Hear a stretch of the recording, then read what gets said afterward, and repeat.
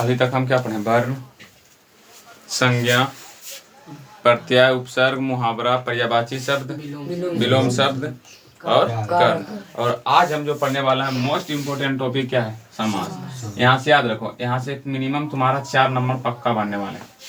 4 से 5 नंबर बनेगा, लेकिन इससे कम नहीं और इससे ज्यादा नहीं। ये भी पता होगा कि ये संस्कृत व्याकरण में भी पूछता है, लेकिन संस्कृत व्याकरण में अलग होता है कि सेम होता है? कितने लोग को पता संस्कृत व्याकरण नहीं सेम होता है? चलो बात हम संस्कृत का नहीं कर रहे हैं, हम हिंदी व्याकरण का कर रहे हैं। समास कितना नंबर के पूछा जाएगा? 4। अब बात ये होता है कि समास होता क्या है। तो देखो यहाँ पर ट्रिक भी तुम सबको आज करने के लिए मिलेगा। ट्रिक का यहाँ पर क्या है? भंडारण है। मतलब इस तरह से समझोगे जहाँ पर मतलब क्या होगा, कोई जरूरत ही नहीं होगा इसमें ऑब्जेक्टिव में बजने की, ठीक ना। समास किसको बोलते हैं? तो याद रखना, 2 पदों के मेल से। क्या? 2 पदों के मेल से। 2 पदों के मेल से जो शब्द बनता है उसको क्या बोलते हैं? समास। अब देखो, एक होता संधि, एक होता समास। तो संधि 2 वर्णों के मतलब 2 वर्णों के मेल से बनता है। क्या ना? 2 वर्ण। अगर 2 वर्ण का बात करेगा तो क्या मानना? संधि। अगर 2 पद का बात करेगा क्या मानना? समास। यानी कि यही है जिसको 2 टुकड़ा में क्या खाना थोड़ा, जैसे पंचवटी, पंच जोड़ बटी, त्रिजोड़ भुज, नव जोड़ गरा। तो इसका जो मतलब होता है ना तोड़ने का, वही क्या कहलाता है? समास। यानी कि 2 पदों के मिलकर जो बनता है उसको क्या बोलते हैं? समास। समास टोटल कितने होते हैं? समास के 6 प्रकार होता है। कितना होता है? 6 प्रकार, जिसमें से हम पहले 3 को बोर्ड पर लिख देंगे, उसके बाद फिर 3 को लिख देंगे, आराम से समझ जाना, ठीक है। देखो सबसे पहला समास है सर द्विंद समास। क्या है? द्विंद समास। द्विंद समास में क्या होता है? दोनों पद क्या होना चाहिए? प्रधान। आगे वाला भी पद। देखो समास जैसी बोला, जितना समास आ रहा छेबों के, तो पहले क्या करना? छेबों को क्या करना? तोड़ना। जो भी चीज बोला, जैसे बोलेगा कि लाल रुमाल कौन सा समाज है, पहले लाल रुमाल को 2 भाग में क्या करना पड़ेगा? तुमको तोड़ना पड़ेगा। यहाँ पर देखो नव गरा, तो 2 भाग में इसको तोड़ो, जो नव और गरा। यहाँ पर देखो त्रिभुज, त्रिजोड़ भुज, चौराहा, चौजोड़ राहा। मतलब 4 को जहां पर रहा होता है उसको क्या बोलते हैं? चौराहा। चवन्नी, चब जोड़ अन्नी, तो क्या होता है? चवन्नी। इसको 4 भाग में तुमको, सॉरी 2 भाग में क्या करना पड़ेगा?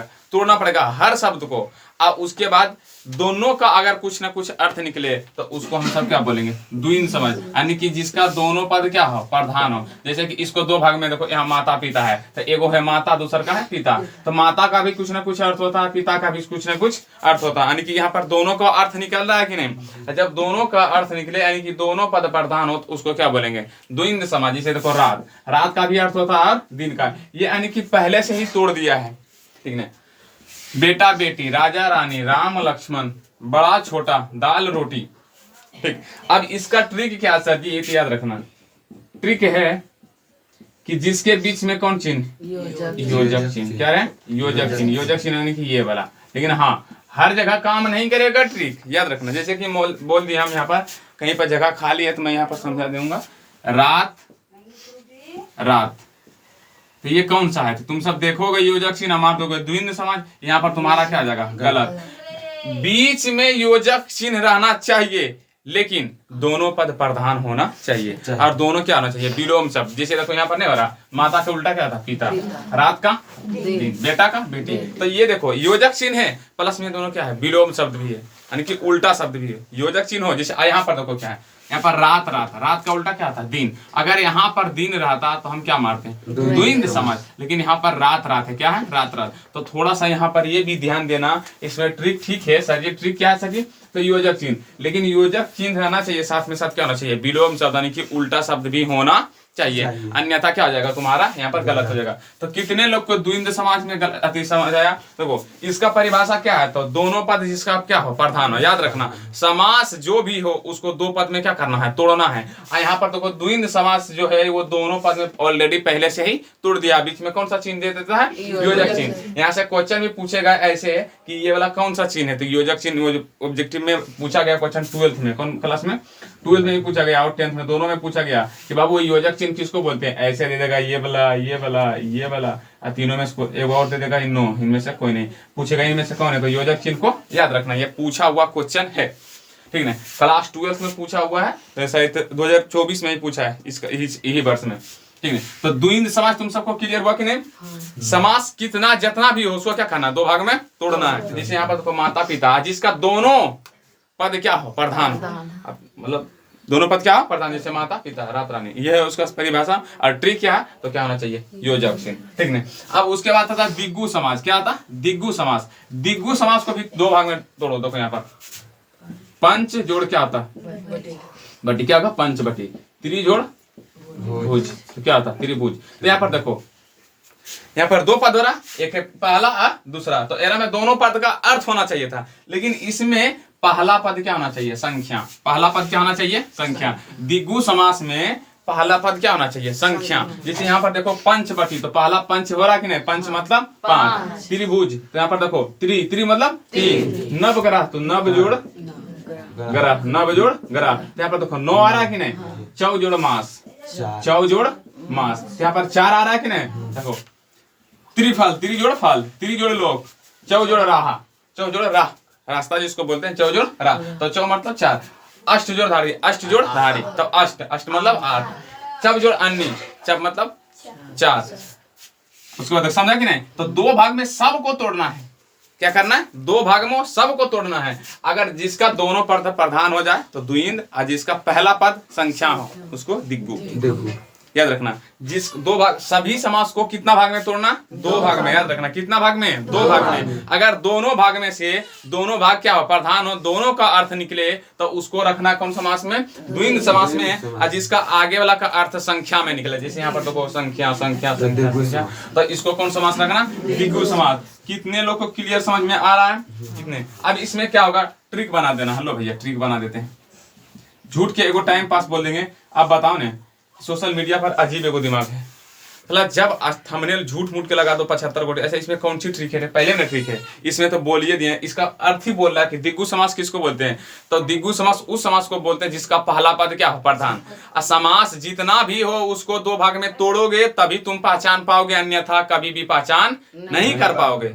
ये देखना, समास का मतलब होता है वो दो पदों का मेल, तो उसको हमेशा दो पद में क्या करो? तोड़ो। अगर जिसका दोनों पद प्रधान हो तो उसको बोलेंगे द्विंद समास, और जिसका पहला पद संख्या हो, दूसरा का अर्थ रहे चाहे, लेकिन पहला पद क्या हो? संख्या हो, तो उसको हम देंगे कौन समास? दिग्गु समास। अब इसको ट्रिक दे दिया, यहाँ पर जाएगा तो बहुत सारे यूट्यूबर के बोलेगा ट्रिक, तो जिसका पद संख्या, पहला पद संख्या हो, तो वही तो बोल रहे हैं हम भी। तो समास सर ट्रिक क्या है? तो कॉन्सेप्ट की डायरेक्ट बात किया जा रहा है, ठीक है। तो उसके बाद लेकिन फिर भी लगा देंगे कि ट्रिक का भंडारण देखेगा, अरे तू ट्रिक हो रहे, चलो करा पर सब ट्रिक होता है, चलो भाई ट्रिक देख लो। उसके बाद देखो अब कर्म धारण, तो इसको भी कितना भाग में तोड़ना है? दो भाग में। कितना भाग में? दो भाग में। जैसे कि लाल, लाल जोड़ रुमाल, लाल जोड़ काला जोड़ टोपी, उसके बाद नील जोड़ कमल, इसमें क्या अगर चरण जोड़ कमल, शुभ जोड़ आगमन, महाजोड़ आशय, महाजोड़ आशय, पिता जोड़ अंबर। समझा कि नहीं? तो अब बाबू, तो इसमें दो भाग में तोड़ने पर पहला पद क्या होना चाहिए? पहला पद होना चाहिए क्या बाबू मेरे? विशेषण। क्या होना चाहिए? विशेषण। अब बात होता है विशेषण किसको कहते हैं सर जी? तो जो दूसरी शब्द की क्या करता है? विशेषता बता है। जैसे मोटा लड़का, तो लड़का का यहाँ पर विशेषता कौन हुआ? मोटा। क्यों? क्योंकि वो मोटा लड़का का विशेषता कौन, सॉरी लड़का का विशेषता कौन बता रहा है? ये मोटा। जैसे यहाँ पर हो गया लाल रुमाल, तो रुमाल की विशेषता कौन बता रहा है? ये लाल। भैया बोला कि रुमाल जो है क्या है? वो लाल है। समझा? टोपी, टोपी क्या है? काला है। तो देखो पहला शब्द जो होना चाहिए क्या होना चाहिए? विशेषण। जिसका पहला शब्द संख्या हो वो दिग्गु, जिसका दोनों पद प्रधान हो वो द्विंद, और जिसका पहला पद विशेषण हो तो उसको क्या बोलेंगे? कर्म धारण समास। क्या बोलेंगे? कर्म धारय समास या कर्म धारण समास। देखो नील हो जिसका सॉरी नील हो, नील कमल, देखो नील और कमल, चरण कमल, शुभ आगमन, महाशय, पीताम्बर। तो बाबू मेरे पहला पद जिसका क्या हो? विशेषण। जिसका पहला पद क्या हो? विशेषण, उसको हम सब क्या बोलेंगे? कर्म धारय समास। कर्म धारय समास। क्या बोलेंगे हम? कर्म धारण। फिर से बोलो। जिसका दोनों पद यानी कि बीच में योजक चिन्ह, कौन समाज? द्विंद समास। द्विंद समास। जिसका पहला पद संख्यावाचक, दिग्गु समास। दिग्गु समास। जिसका पहला शब्द विशेषण हो उसको कर्म धारय समास। क्लियर? क्लियर हुआ कि नहीं? अब चलो आगे। चलो अब बचा का हूं बहुब्रीहि समास, तत्पुरुष समास, अव्ययभावी समास, अव्ययभावी समास की अव्ययभावी समास, जो भी हो है अव्ययभावी समास। ठीक है। बहुब्रीहि समास क्या है सर जी? बहुब्रीहि समास उस समास को कहते हैं जो लिखा कुछ और है लेकिन अर्थ निकालता उसको कुछ और है। अब देखो यहाँ पर पहला समास दिग्गु है, दिग्गु और दिग्गु और बहुब्रीहि में बहुत तुमसे क्या करेगा? फंसेगा। देखो कैसे, यहाँ पर देखो दशानन, मतलब 10 जिसका हो सर उसको क्या बोलते हैं? दशानन। त्रिलोचन, लास्ट में 3 आ रहा है, 10 3, चतुर्भुज 4 आ रहा है कि नहीं? हाँ, ये वाला अलग आ रहा है। तो बताओ, ये सब देखोगे तुम सब तो उसको बोलेगे कौन सा चीज? द्विगु संख्या। क्यों? क्योंकि इसका पहला जो अर्थ है, पहला शब्द का जो अर्थ है वो संख्यावाचक आ रहा है। आ रहा है कि नहीं? लेकिन फिर भी इसको बहुब्रीहि में रखा गया, ना कि द्विगु समास में। अब ये दोनों में फर्क क्या है? तो द्विगु समास में ठीक है, पहला पद क्या होना चाहिए? पहला पद होना चाहिए तुम्हारा संख्या, लेकिन बहुब्रीहि संख्या पंख्या पर मायने नहीं रखता है। बहुब्रीहि कहता है, देखो यहाँ पर लिखा है दशानन, लेकिन ये दशानन जैसी तुम सबको बोले तो तुम सबका मन में क्या आया? रावण आया कि नहीं? जिसका 10 हो सर उसको क्या बोलते हैं? दशानन यानी कि रावण। त्रिलोचन, जिसको तीनों लोगों में आलोचन, जैसे ब्रह्मा विष्णु जी ने ब्रह्मा जी को बोलते हैं ब्रह्मा जी। चतुर्भुज, चौकुट का आयताकार। लंबोदर, किसका बता रहा है? गणेश जी। अच्छा, पीताम्बर, गजानन। समझा? यानी कि यहाँ पर लिखा कुछ और है, लेकिन इसका अर्थ निकले कुछ और। यानी कि बहुब्रीहि समास उस समास को बोलते हैं जिसका अर्थ कोई तीसरा हो। जिसके देखो समास किसको बोलते हैं? दो पद को आपस में मिलने से क्या बनता है? समास। तो इसमें दोनों पद से जो मिलकर पद समास बना है, उस समास का अर्थ कोई तीसरा हो। क्या तीसरा? जैसे यहाँ पर बोल रहा है दशानन। क्या बोल रहा है? दशानन। दशानन मतलब रावण। त्रिलोचन, चतुर्भुज, लंबोदर, पीताम्बर, गजानन। तो ये सब का जो है अर्थ क्या है? अलग है। यानी कि यहाँ पर लिखा हुआ दशानन, लेकिन ये दशानन जैसी बोलते तो हमारे मन में किसका विचार आता है? रावण का। यहाँ पर बोलते हैं त्रिलोचन तो ब्रह्मा जी का। और यहाँ पर चतुर्भुज तो किसका? 4 जिसका हो भुजा। लंबोदर मतलब गणेश जी का। पीताम्बर, पीताम्बर किसको बोलते हैं? जिसका पिता हो क्या? अंबर। किसको बोलते हैं? गजानन। गजानन के बारे में तुमको पता होना चाहिए। हाथी कतार है, गजब आदमी है गजानन, ठीक नहीं? उसके बाद अब आता है तत्पुरुष समास। क्या आता? तत्पुरुष समास। तो बाबू मेरे, जिस समास के बीच में कारक चिन्ह, क्या है? कारक चिन्ह याद रखना। कौन चिन्ह? कारक चिन्ह। इसको तोड़ो। राजा की कन्या बोलेंगे ना, राजा की कन्या। जल में जो हो मगन उसका क्या बोलते हैं? जल। बातपीत, विद्यार्थी जिसको विद्या हो अर्थी। कुलदीप, जिसका कुल का हो दीप। कुल का जो हो दीप। विद्या का जो हो अर्थी, उसको क्या बोलते हैं? विद्यार्थी। राजा की कन्या को क्या बोलते हैं? राजकन्या। जल में जो हो मगन, जल में जो हो मगन तो उसको क्या बोलेंगे? जल मगन। तो देखो इसको तोड़ते हैं तो बीच में कौन सा कारक चिन्ह आ रहा है? देखो राजा की कन्या, राजा की कन्या यहाँ पर क्या रहा? जल में जो हो मगन, जल में हो जो मगन, हो जो मगन। यहाँ पर बातपीत, बातपीत मतलब जो क्या होता है? बात में पीटा जाए, बात में पीटा जाए, उसको क्या बोलते हैं? बातपीत। विद्या की जो है अर्थी, क्या है? विद्या की अर्थी, उसको क्या बोलते हैं? विद्यार्थी। कुल का जो है दीप, कुल का वो जो दीप। तो यहाँ पर का, की, में, जो, की, ये सब किस में आ रहा? कारक चिन्ह में। जिसका कारक चिन्ह हो उसको क्या बोलेंगे? राजकन्या। मतलब उसको दो भाग में तोड़ोगे, उसका कारक चिन्ह क्या आ जाए तो उसको क्या बोलेंगे? तत्पुरुष समास। अब आता अव्ययीव समास। क्या था? अव्ययीव समास। क्या हो रहा? आमरण, प्रतिदिन, साफ साफ, दिन दिन, रात रात, रातों रात, घर घर। यहाँ पर तो कोई योजक चिन्ह है ना, कुछ में योजक चिन्ह है, लेकिन फिर भी ये क्या है? अव्ययीव समास। कौन समास है? अव्ययीव समास। अब अव्ययीव समास क्या है सर? तो कितने लोग उपसर्ग अच्छी तरह से कहा। अब जिसका उपसर्ग निकल जाए, जैसे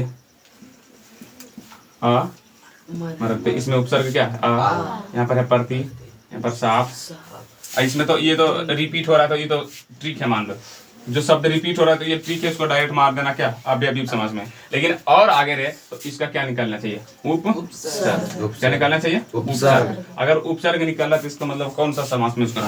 अव्ययीव समास। क्या रखना? अव्ययीव। जैसे आमरण में प्रतिदिन में प्रति हो रहा है कि नहीं? तो और बहुत सारे होता है। और जो बाकी बात दूसरा क्या है, तो जो शब्द क्या हो रहा है? रिपीट हो, जैसे घर घर, बाहर बाहर, समझे? ये सब रिपीट। तो उम्मीद करते तुम सबको समास समझ में आया होगा।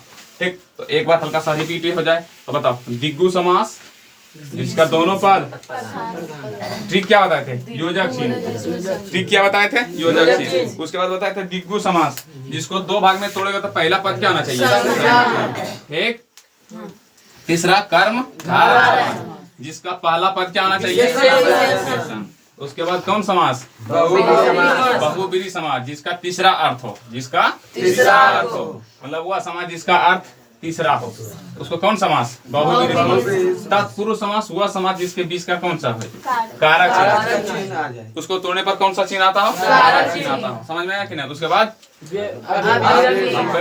अव्ययीव समास। क्या था? अव्ययीव समास। अव्ययीव समास जिसका